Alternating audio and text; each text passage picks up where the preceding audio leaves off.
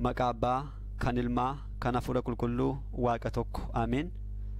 Maatiiwwan Waaqayyoo ijoollee dubroo Maariyaamii hanga fannootti kan nu jaallatee maqaa Gooftaa keenyaaf Fayyisaa keenya Iyyesuus Kiristoosiin nagaan isin gaafadhaa. Akkam bultanii, akkam ooltanii, akkam turtan. Eegumsaa fi dhiifama isaanuuf baay'isee hanga isaatti kanaatti kan nu ga'e Waaqayyo Abbaa keenyaaf galanniif ulfinni guddaan isaaf haa ta'u. Kennaa fannoo jalaa haadha hunduma keenyaa kan taate deessu Gooftaa keenyaa qulqulleettii dubroo Maariyaamii akkasumas qulqulloota ergamoota Waaqayyoo jireenyaa fi qabsuura isaaniitiin uumaa isaanii kan gammachiisan Waaqayyoos kan isaan kabaje qulqulloota hundumaaf akka kennaa isaaniitti ulfinniif kabajni guddaan isaaniif haa ta'u. Gaaffii shakkitootaa waa'ee haadha keenya qulqulleettii dubroo Maariyaamii kutaa tokkoffaa. Wangeela Maatiyos boqonnaa 1 lakkoofsa 18. Dhaloonni Iyyesuus Kiristoos akkas ture. Haatisaa Maariyaamiin Yoseefiif kaadhimmamtee osoo jirtuu osoo wal bira hin ga'iin Afuuraan ulfooftee argamte. Egaan har'a akka fedhaaf eeyyama Waaqayyootti mata duree taasifachuudhaan waa'ee Yoseefiif kaadhimmamuu haadha keenya qulqulleettii dubroo Maariyaamii kanarraa ka'uutiin gaaffii shakkitoonni durbumaa bara baraa haadha keenya qulqulleettii dubroo Maariyaamitti kaasan kan ilaallu ta'a. Seenaa mana amantaa keenyaa keessatti shakkitoonni hedduun mana kiristaanaa balleessuuf karaa adda addaa isheerratti duulaa turaniiru. Akkuma kana waa'ee dubroo Maariyaamii irratti shakkitoonni baay'een ka'aa turan. Shakkitoota warreen duraa keessaa Nisxiroosiif Helviidees kan caqasaman yoo ta'an yeroo duraaf caqasa armaan olitti caqasne kana kaasuudhaan dubrummaa bara baraa haadha keenya qulqulleettii dubroo Maariyaamii ganuuf kan yaale akkasumas kan gane Helviideesidha. Helviidees jarraa Afuureeffaa keessa barreessaa olaanaa manneen kiristaanaa warreen dhiyaa kan ture yommuu ta'u waamicha maqaa isheedhaaf galanniif ulfinni guddaan haa ta'uuti dubroon Maariyaamii dubra bara baraa miti. Iyyesuus Kiristoosiin erga deesse Yoseef waliin akka seera haadha manaaf abbaa manaatti jiraatteetti erga sanaas ijoollee baay'ee deessetti jedhee kan amanu ture. Amantii akkasii kan akka qabaatu immoo kan isa taasisan keessaa caqasoota muraasa kitaaba qulqulluu keenya irratti argamanidha. Inni jalqabaa haati keenya qulqulleettiin dubroo Maariyaamii Yoseefiif kaadhimmamuushee. Kan lammaffaa mucaa ishee hangafaa hanga deessutti inni ishee hin barre Wangeela Maatiyos boqonnaa 1 lakkoofsa 25tti kan argannu. Fi kan sadeeffaan immoo obbolaawwan Gooftaa kanneen jedhaman. Obbolaawwan Gooftaa jedhamanii kitaaba qulqulluu keenya bakka baay'eetti kan argannu yoo ta'us fakkeenyaaf kaasuu yoo barbaachise Wangeela Maatiyos boqonnaa 13 lakkoofsa 53tti kaasne kan arginu inni kun ilma Yoseef miti, Haatisaa Maariyaamii miti, obbolaawwan isaa abaluu kanneen jedhaman miti jechuudhaan Yihuudoonni kan isaan itti gufatan sana kaasuudhaan Iyyesuus Kiristoos Gooftaan keenya obbolaawwan qaba, obbolaawwan foonii ni qaba jechuudhaan Helviidees dubra bara baraa ta'uu ishee kaaduudhaaf yaalullee qulqulleettii mana kiristaanaa keenya deebii qubsaa isaaf kenniteetti. Waggoota 1500 dursitee manni kiristaanaa keenya kan deebiste yeroo har'aas namoonni tokko gaaffiiwwan kanarra deebi'anii yeroo kaasan immoo ni dhageenya. Kitaabni qulqulluun keenya kan gaafatamtaniidhaaf deebii kennuuf qophaa'u ta'a akkuma jedhu ijoolleen tawaahidoo gaaffii kana jalqaba ofii keenyaatii hubachuu ittaansine immoo kan nu gaafatu hundumaa hubachiisuudhaaf yoomiyyuu qophaa'u ta'uun dirqama kiristaanummaa keenyaadha. Kanaaf gaaffiiwwan kana sadan keessaa har'a kan jalqabaa ilaallee kanneen afan lamaanii fi isa kanneen fakkaatan kanneen biroo ammoo kutaawwan ittaanu keessatti kan ilaallu ta'a. Egaa gara kanaatti seenuu keenyaan dura waa'ee haadha keenya qulqulleettii dubroo Maariyaamii hamma ta'e tokko beekuu waan qabnuuf dudduubatti deebinee mee seenaa tokko haa ilaallu. Haati keenya qulqulleettiin dubroo Maariyaamii kan dhalatte tulluu Libaanos irrattidha. Bakka kanatti dhalachuu isheedhaaf dursanii qulqulloonni abboonni keenya raajii kan isheef dubbatan yoo ta'eyyuu sababbii kan ta'e garuu ari'annaa Yihuudotaa ture. Akkuma beekamu dubroo Maariyaamii raajii hojjechuu kan jalqabde gadameessa haadha ishee gadameessa Haannaa keessa yeroo jirtudhaa kaasteetu. Raajiiwwan isheen gadameessa Haannaa keessa taa'uudhaan raawwatte keessaatii muraasa isaanii ilaaluu yoo barbaachise mucaan eessuma Haannaa Saaminaas kan jedhamu yeroo tokko du'eennaan Haannaan dubroo Maariyaamii gadameessa isheetti baattee boo'icha deemte. Gaaddidduun ishee reenfa mucaa kanaarra yeroo buufatu utaalee ka'uudhaan dubroo garaa Haannaa keessa jirtu ergamoonni kabaja ishee osoo dubbatanii akka argeef akka dhaga'e dhugaa beera. Akkasumas garaa Haannaa qaqqabuutiin jaamonni baay'een fayyaniiru. Akka fakkeenyaatti Barseebaa kan jedhamte adaadhaan Haannaa ija tokko qofa kan qabdu turte. Yaa Haannaa, Waaqayyo si yaadateera, harmi kee gurraacha'eera, hidhiin kees goggogeera jettee garaa Haannaa yeroo qaqqabdu iji ishee tokko kan jaamaa ture sun isheef banameera. Yihuudoonni raajii karaa Haannaa raawwatamaa ture kana ni dinqisiifatu turan. Keessumattuu yeroo afaan Saaminaas irraa ergamoonni kabaja mucittii akka odeessan gaafa dhaga'an immoo caalaatti sodaatan. Sanyiin isaanii Daawitiif Solomoon waggaa 40 irratti mo'anii darban. Mucaan garaa keessa taa'ee raajii akkasii raawwatu kun yeroo dhalatu mootii akkamiinotti ta'uu danda'a jechuudhaan Haannaa ari'achuu jalqaban. Kana boodadha ergamaan qulqulluu Gabri'eelii Iyyaaqeemitti mul'achuudhaan Haannaa fudhuu gara tulluu Libaanoositti baqadhu, Haannaa fudhuuti gara tulluu Libaanoositti ol ba'i kan inni jedhe. Achittis gaafa caamsaa tokko holqa keessatti haati keenya qulqulleettiin dubroo Maariyaamiin ni dhalatte. Dhalannaa ishee kanas ogeessichi Solomoon waggaa 970 dursee akkas jechuudhaan dubbateera. Yaa kaadhimaa koo Libaanosii kottuu, Libaanosii kottuu, tulluu Amaanaarraa, tulluu Sinaarii fi Harmooniyeem irraa, iddoo jireenya leencotaarraa, bakka tulluu qeerransotaarraatii gadi bu'i jechuudhaan weedduu isaa boqonnaa 4 lakkoofsa 8tti dubbatee ture jechuudha. Haati keenya qulqulleettiin dubroo Maariyaamii dhalannaa ishee kanaan akka ijoollee Addaamiif Hewaan abaarsi abbaaf haadha ishee kan isheerra hin qaqqabnedha. Cubbuun jalqabaa karaa abbaa keenya Addaamiif karaa haadha keenya Hewaaniin raawwatame namoota kakuu moofaa keessatti hidhachaa turan hunduma irratti jira. Qulqullummaan isaanii, qajeelummaan isaanii hammam yoo ta'eyyuu garuu sababii cubbuu sanaadhaaf itti murtaa'aa ture. Qulqullummaa yoo qabaataniyyuu si ol galaa turan. Garuu Waaqayyo gonka waan ta'eedhaaf haadha keenya qulqulleettii dubroo Maariyaamiitiin ogummaa waaqummaa isaatiin gonka taasisee bultoo isaadhaaf ishee filatee abaarsa Hewaan irraatii bilisa ishee taasisee ishee uume.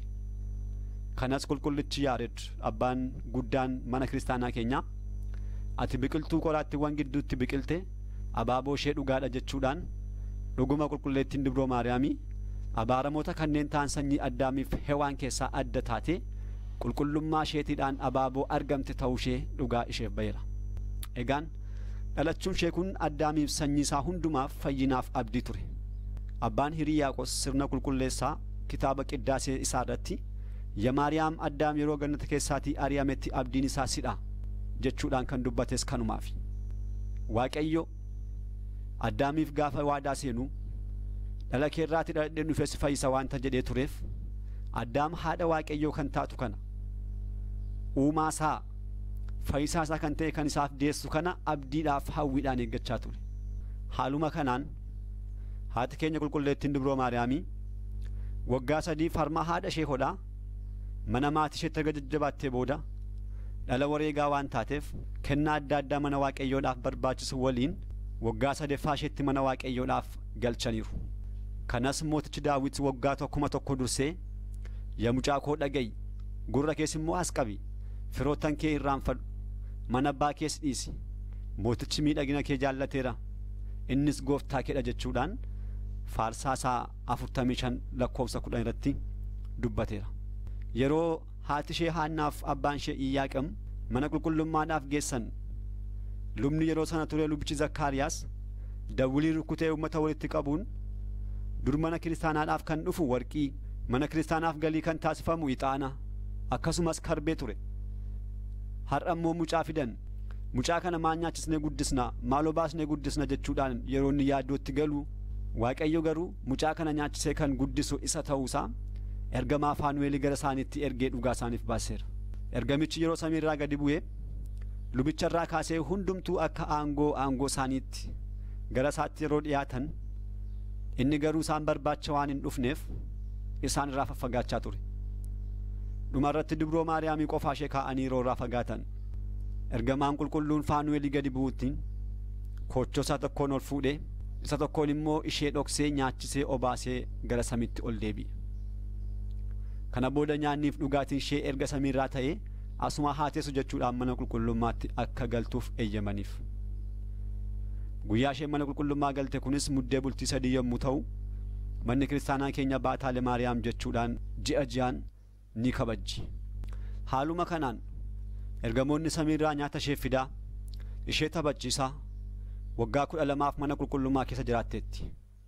Qulqullichi Hiriyaaqos yaa dubroo nyaata lafarraa kan nyaatte miti, nyaata samiirraa nyaatte malee, yaa dubroo akka dubartoota biroo xuriidhaaf cubbuu kan qabdu miti, qulqullummaadhaan mana qulqullummaa keessa jiraatte malee, yaa dubroo akka dubartoota Ibrootaa dargaggoonni lafarraa kan si gowwomsan miti, ergamoota samiitu si daawwate malee jechuudhaan akkuma dubbate. Haaluma kanaan dubroon Maariyaamii tokko lama jettee guddattee waggaa 15 geesse. Waggaa 15 booda garuu Yihuudoonni dubroo Maariyaam irratti ka'uudhaan mana qulqullummaa keenya jalaa xureessitii nuuf haa gadhiistu jedhanii lubicha yeroo sana kan ture luba Zakkaariyaasitti himan. Lubichis gara dubroo Maariyaamii deemuun gaaffii jarreen kanaa yeroo itti himu, isheenis ani eenyuu nan beekaa, Waaqayyotti naaf himi malee jechuudhaan luba kana kadhatte. Lubichis Waaqayyoon kadhate. Waaqayyos jaarsolii gosoota Yihuudaa haati warraa isaanii jalaa kan du'an irraatuu ulee isaanii walitti qabeetii mana qulqullummaa galchii irratti kadhadhu, anis mallattoo siif hin agarsiisaa jedhe. Lubichi Zakkaariyaas akkuma Waaqayyo isa ajaje kana taasise. Ganama ulee isaanii yeroo gadi baasu, uleen jaarsicha Yoseef sanyii Daawit osoo hin dhaabaminiif bishaan osoo hin dhugiin lalistee firee godhattee, yaa Yoseef dubroo Maariyaamii ofitti fudhachuu hin sodaatin kan jedhus irratti barreeffamee argame. Mallattoon akkasii kun bara Musee yeroo inni ulee gosoota Israa'el 12 walitti qabee mana qulqullummaa galche, uleen Aroon haaluma wal fakkaattuun daraartee firii godhattee argamteetti. Seera lakkoofsaa boqonnaa 17 lakkoofsaa 8 irraati akkuma dubbisnu, Aroon akkamitti nu keessaatii adda ba'ee aangoo lubummaa argachuu danda'e? Nuti maaliif luba hin taanu? Inni nurraatii addummaan isaa maali jechuudhaan saboonni yeroo irratti ka'an, Museen ulee isaanii funaanee mana qulqullummaa galchee gaafa inni ganama gadi baasu, dhuguma Aroon lubummaa Waaqayyoodhaaf filatamuusaa kan ibsitu, uleen Aroon osoo bishaan hin dhugiin lalistee argamteetti. Akkuma kana jechuudha kan qulqullicha Yoseefis mana qulqullummaa keessa bulee ganama gaafa gadi ba'u uleen isaa lalistee argamteetti jechuudha. Carraas yeroo buusan Yoseefiif ba'e. Mallattoo sadeeffaa immoo gugeen mataa isaa irras qubatteetti.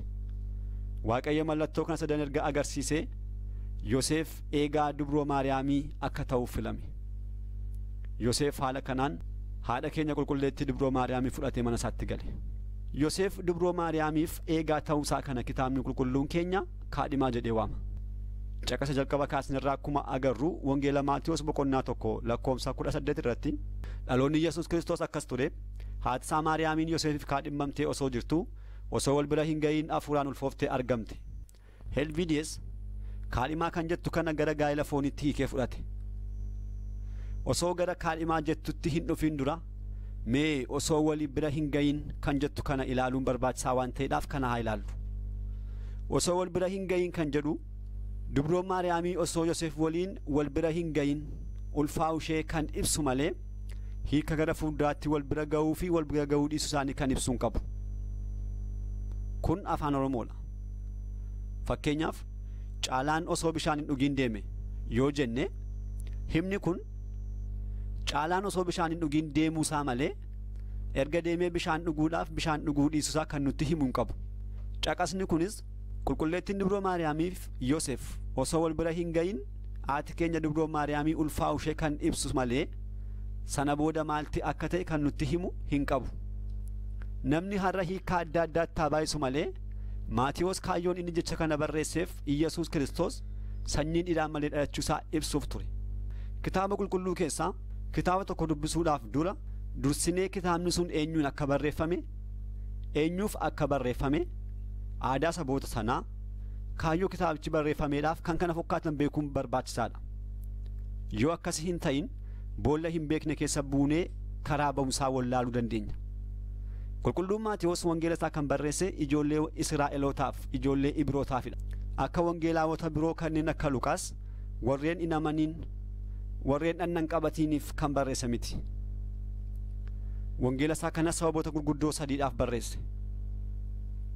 Inni jalqabaa, Yihuudoonni gooftaa keenya Iyyesuus Kiristoosiin seera oriitii keenya jalaa balleessuudhaaf dhufe jedhanii waan turaniif inni kan dhufe seera kana raawwachuudhaaf malee hambisuudhaaf akka hin dhufne hubachisuuf.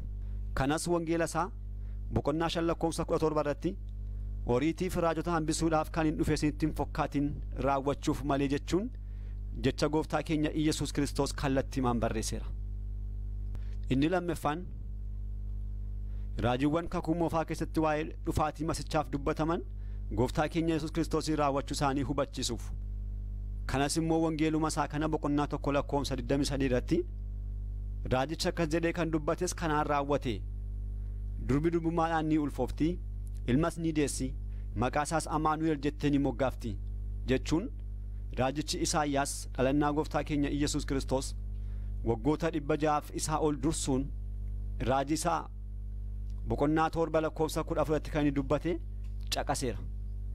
Kan sadeeffaa Yihuudoonni gooftaan keenya Iyyesuus Kiristoos durbummaadhaan hin dhalanne jedhanii waan turaniif dubroo Maariyaamii irraatii abbaa malee dhalachuu isaa mirkaneessuuf jecha barreesse. Kanas wangeela isaa kanarratti osoo wal bira hin ga'iin Afuuraan ulfooftee argamte jechuudhaan ibseera. Asirratti qulqulluun Maatiyos barsiisuu kan barbaade waa'ee dubroo Maariyaamii fi Yoseef booda gaa'elaa waliin jiraachuu fi jiraachuu dhiisuu isaanii miti. Inni dubbachaa kan jiru waa'ee gooftaa keenya Iyyesuus Kiristoosidha. Saboonni Israa'el kitaaba kakuu moofaa guutummaa isaanii beeku. Musee irraa kaasee kanneen turan raajiiwwan hundumaa waa'ee masichaa waa'ee Kiristoosiif kan dubbataman Museen maal akka inni dubbate, Daawit maal akka inni dubbate, Milkiyaas maal akka inni dubbate, Isaayyaas maal akka inni dubbate, akkasuma guutummaan raajonni hundumtuu maal akka isaan dubbatamaniif maal akka isaan barreessan hundumaa kan beekaniif kan amanan turan.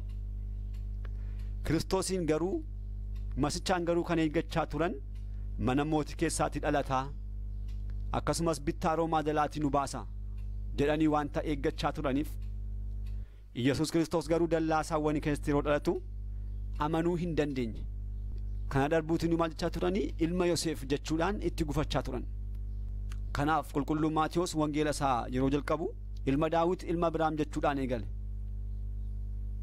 Maaliif Masiih kan jedhame Kiristoos sanyii Daawit sanyii Biraam irraa akka dhalatu dursanii wanta beekaniif itti fufee Abrahaam irraa jalqabuun amma Daawititti Daawit irraa kaasuunis dhaloota jiran hundumaa lakkaa'uun hanga Yoseefitti dhufee ga'e. Kana booda Maariyaam kan jedhamtu kaadhimaan isaanii turte. Isheenis immoo osoo wal bira hin ga'iin Afuuraan ulfooftee argamte jedhe.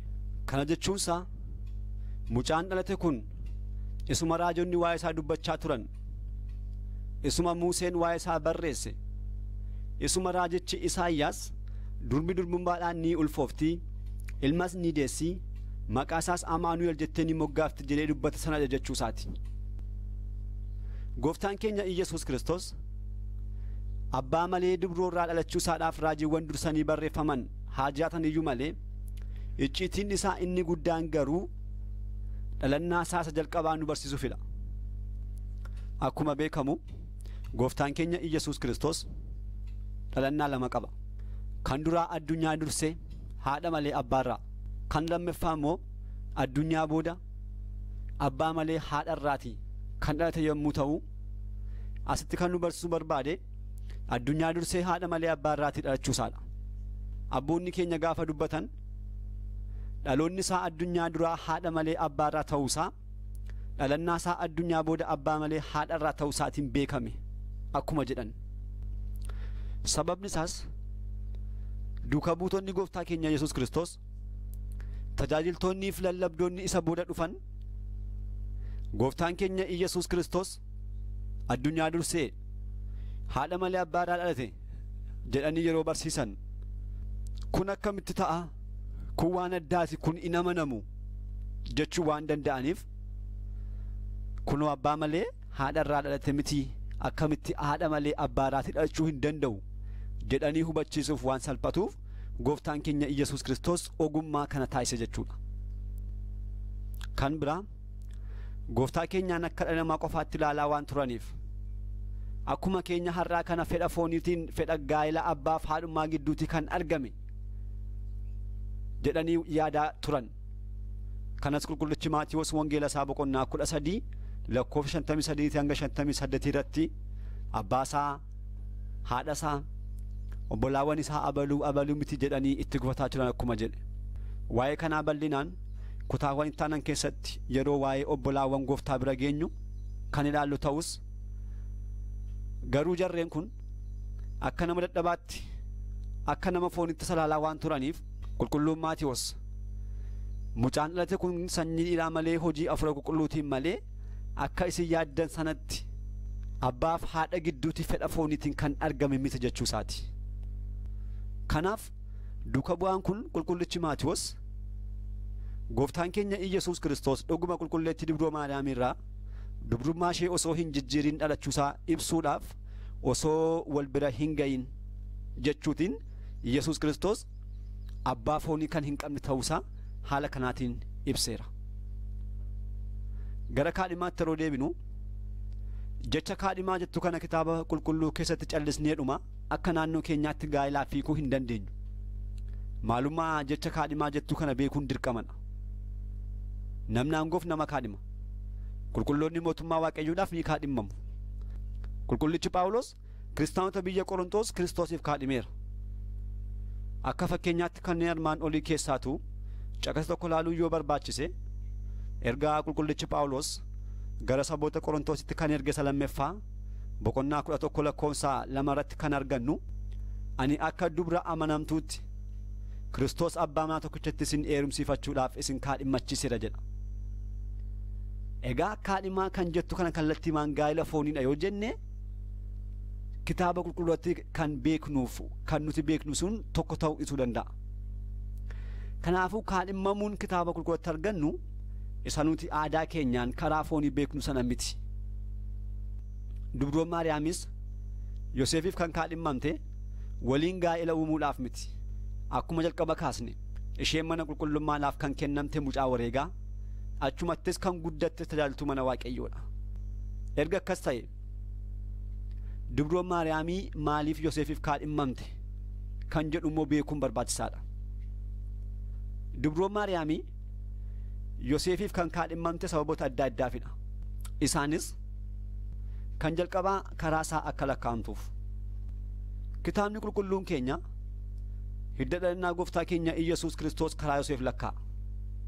Yoseef garuu abbaa gooftaa keenyaa miti.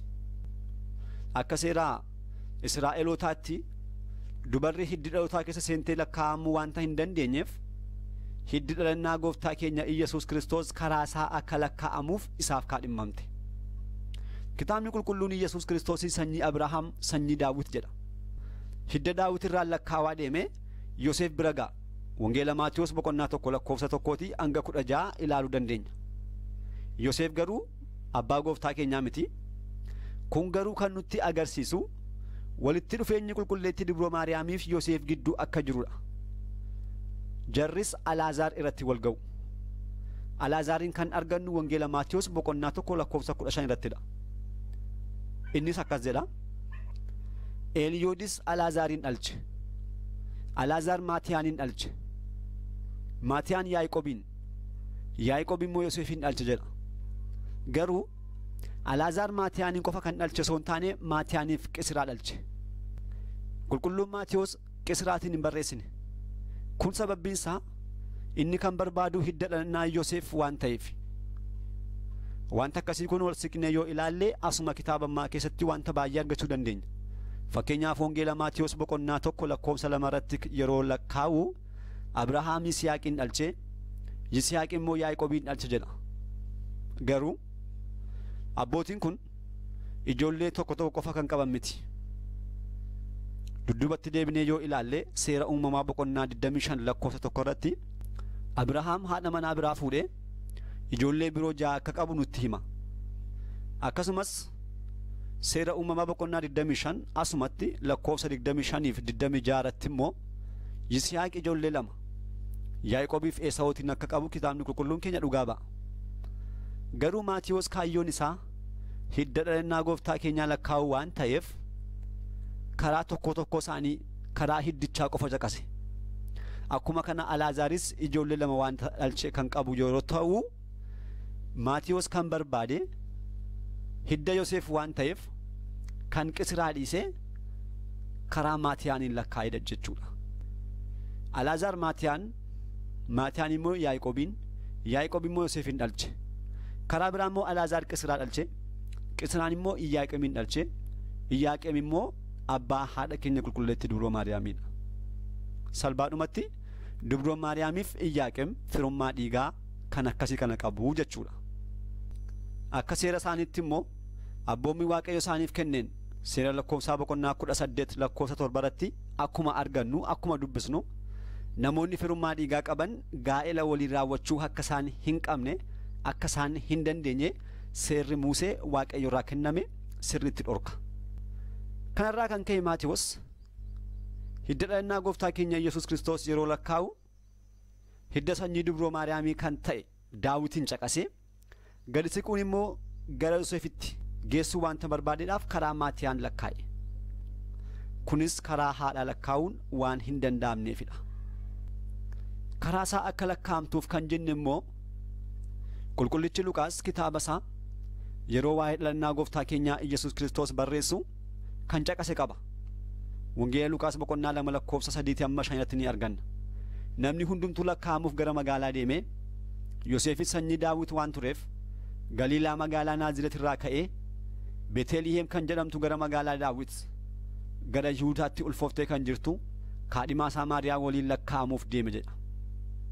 Asirratti kan argannu Yoseef lakkaa'amuudhaaf gaafa deemu Dubroo Maariyaamii haadha keenya fudhatee gaafa deemu qulqulleettiin Dubroo Maariyaam Yoseef duukaa lakkaa'amte jechuudha.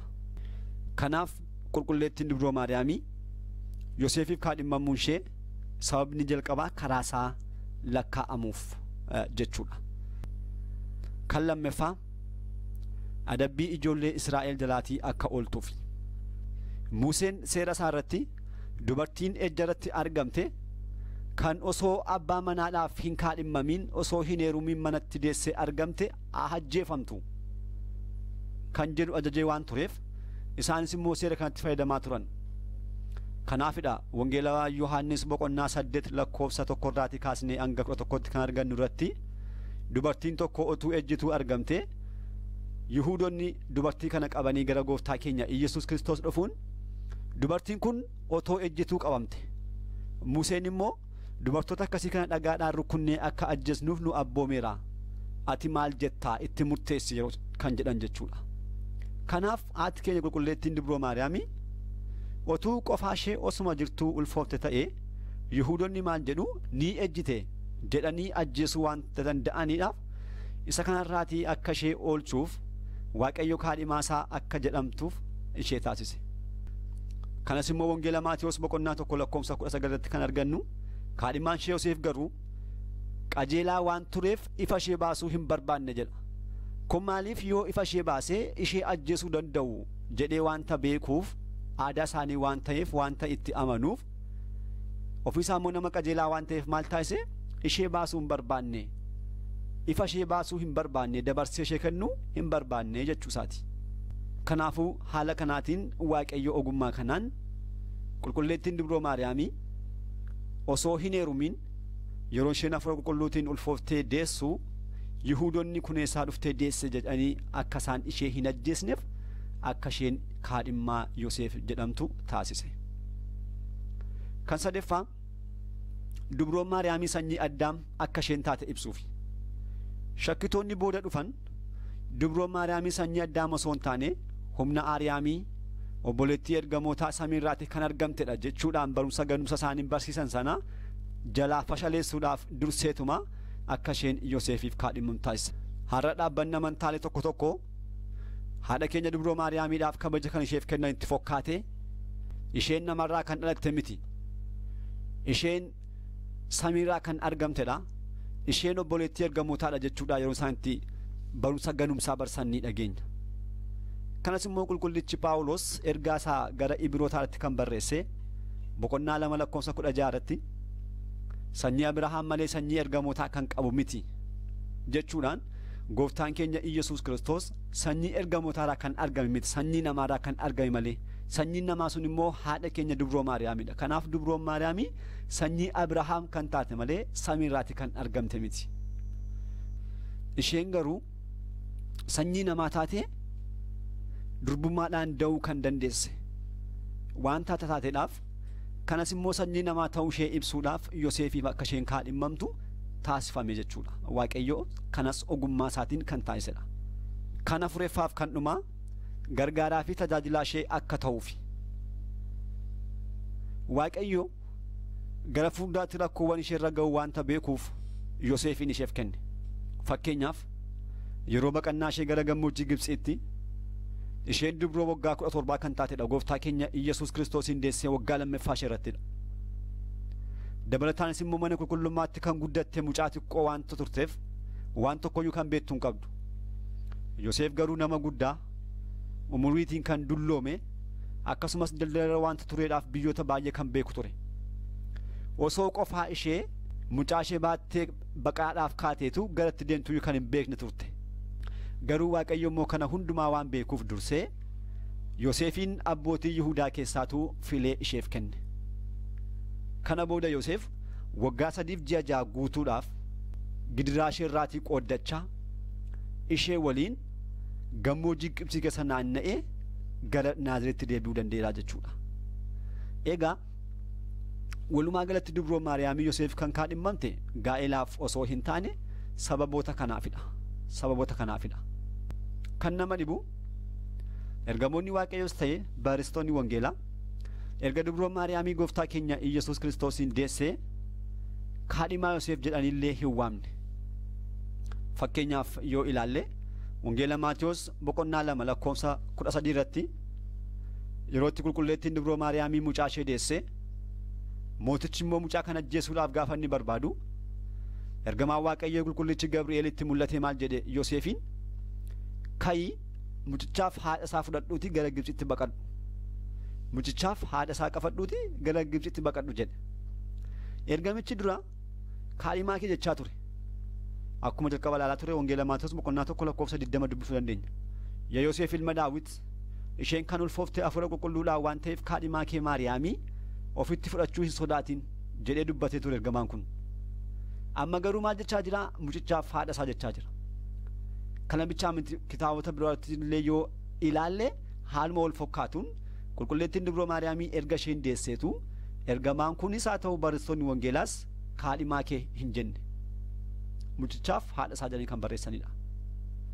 Kunis maalidha? Akkasumayyuu qulqulleettiin dubroo Maariyaamii Yoseef waliin erga mucaa ishee deessee walitti dhufeenya nuti har'a beeknu kan abbaa manaaf haadha manummaa kan hin qabne gonkumayyuu kanayyuu kan hin yaanne ta'uu isaa nutti kan himudha. Kanaafuu saboota Waaqayyoo haati keenya qulqulleettiin dubroo Maariyaamii jalqabas qulqullummaan mana qulqullummaa keessatti kan guddatte qulqulloonni abbootiin keenya kitaaba isaanii adda addaatti akkuma dhugaa isheef ba'an ergamoota wajjin taphachaa kan turte nyaataaf dhugaatii samiirraatii nyaattee kan guddatte umurii ishee waggaa 15 irrattis uumaan ishee Waaqni keenya gooftaan keenya samiirra taa'ee kallattii adda addaatiin gara lafaatti gaafa ilaalu nama hundumaa ilaalee qulqulleettii kan taate ishee qofa kan argate isheenis immoo ilma ishee gooftaa keenya fayyisaa keenya Iyyesuus Kiristoosin durbummaadhaan kan nuuf deesse erga sanaas immoo durbummaadhaan kan jiraattu haadhas kan taate dubras kan taate gonka tokkitti ishee qofa kan taate jechuudha. Kitaaba seenaarraa akkuma ilaallu isheen qulqulleettiin dubroo Maariyaamii ijoollee waggaa 15ti. Yoseef garuu jaarsa umuriin isaa waggaa 70 ol keessa jirudha. Kanaaf jarri kun miti gaa'elaaf iyyuu wanta yaadamee